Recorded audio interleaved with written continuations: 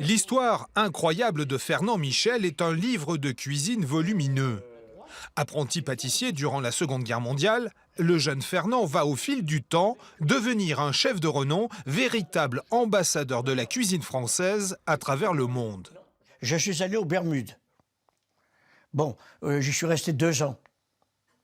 Je suis allé j'ai été comme chef à Rabat, sous le maréchal Juin. J'ai créé la Société des cuisiniers de Paris à Casablanca. Ensuite, je suis allé à Taza, T-A-Z-A. Sans oublier le Mexique.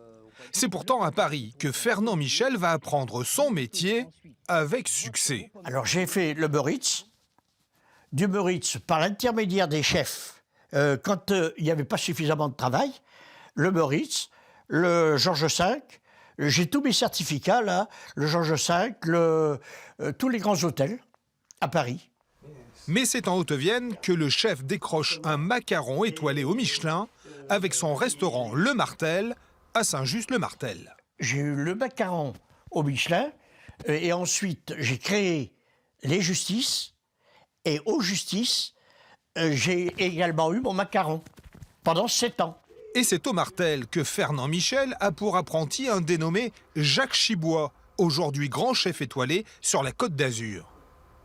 Voilà, Jacques Chibois, nous sommes toujours en relation ensemble, des relations étroites, parce que il me dit tu es presque mon père. Dans tout métier, vous avez un démarrage qui se crée. Bon, ce démarrage, il peut être bénéfique comme il peut être négatif. Eh bien là, il a été positif parce que j'ai su, d'un, le prendre, et 2, la cuisine que je faisais l'a enchanté. Mais à 90 ans, la grande déception de M. Michel, c'est la fermeture du buffet de la gare de Limoges. Un buffet où il a œuvré entre 1950 et 1951, et là aussi, avec succès étoilé. Ça me fait mal au cœur de voir que nous avons une gare qui est une des 2e de France, qui est magnifique, et qu'il n'y a pas de buffet. Et je ferai remarquer qu'un macaron dans un buffet de gare, c'est très rare. Car je crois que Limoges a été les seuls. Des étoiles plein les yeux, le chef est toujours et encore un grand gastronome, amateur de sa spécialité, la sole aux morilles, façon Monsieur Michel.